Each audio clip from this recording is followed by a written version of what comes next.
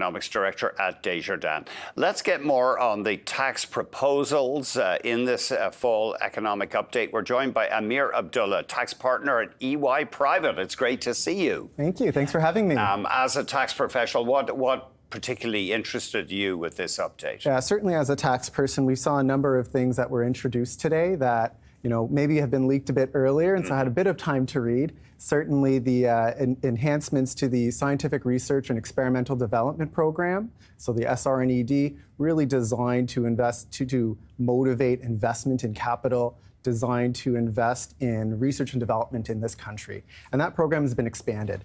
And as part of the budget documents, what we did see, or the federal economic statement documents, we did see that this measure would actually increase spend by about $2 billion, which again is a material increase to our existing spend. However, is that $2 billion annually? I'm sorry. $2 billion in total over the course of an additional $2 billion annually, correct? For on an annual basis for these programs, and again expanding them to the to certain Canadian public corporations to allow larger organizations to participate in this program and benefit from the higher investment tax credit rate.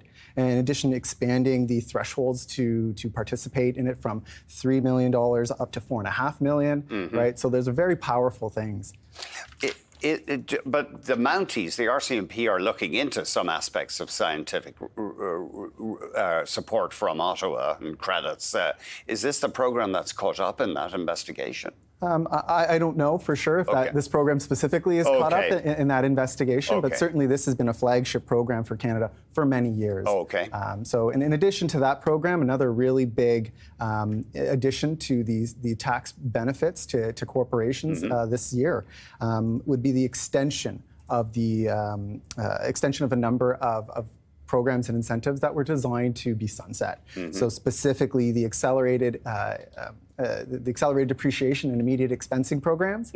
Those ones are very powerful for corporations, again, to invest in their businesses to get a faster write-off than they would otherwise given our current rules. And again, that's another big flagship program that we've had in the past number of years that continues to be extended forward. So this is part of fixing this chronic problem of business underinvestment, I guess? I think so. I think certainly that's the intention of these two extensions, of really designed to allow and incentivize Canadian businesses to reinvest in Canada.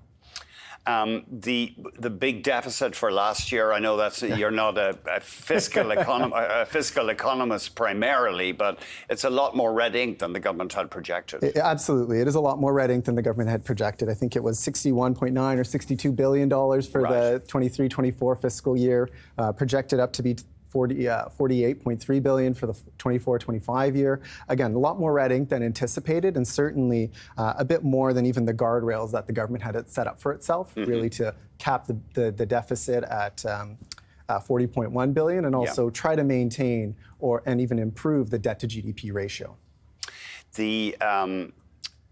Would you like to see faster reporting from Ottawa on the deficits? Because we had to wait months to find out what happened in the last tax year. Yeah, no, I can appreciate that, as an accountant, as a tax person, I'd always appreciate faster reporting. Yes. But I can appreciate that the government is a very large organization with many, many departments. Yes. It also has the PMO's office. It also has, the Auditor General that provides a second look at the books. So there are checks and balances out there that help scrutinize those numbers. And so certainly would love to get them faster, but I can appreciate the fiscal difficulties of getting them. Is it your impression that and we're straying into politics here, that Chrystia Freeland, had this been building from what you've been reading for months, with this tension over the deficits? Certainly, we are wandering into the realm of politics here, and as a lowly tax person, I can appreciate that there have been reports of tension building over the past number of weeks and months, and certainly the documentation that we've seen over the weekend and today would indicate that it has come to a head.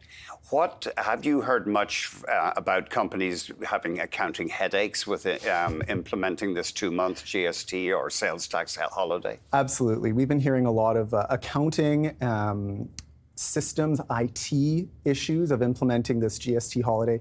It is, well-intentioned. I can truly believe it is well-intentioned. However, from a business perspective, implementing this just for an 8-week period over the holidays is very difficult. When you're so busy when anyway. You're busy anyways at a retail sector. You have seasonal items that were specifically included, and so you have to chase those SKUs down manually.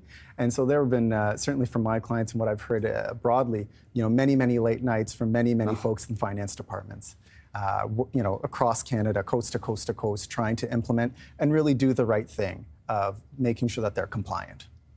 Yeah, and then, in any case, I'm glad. I don't think I'd last very long in a job like that. Yeah. Thank you very much indeed for joining us. No problem. Thank you for having me.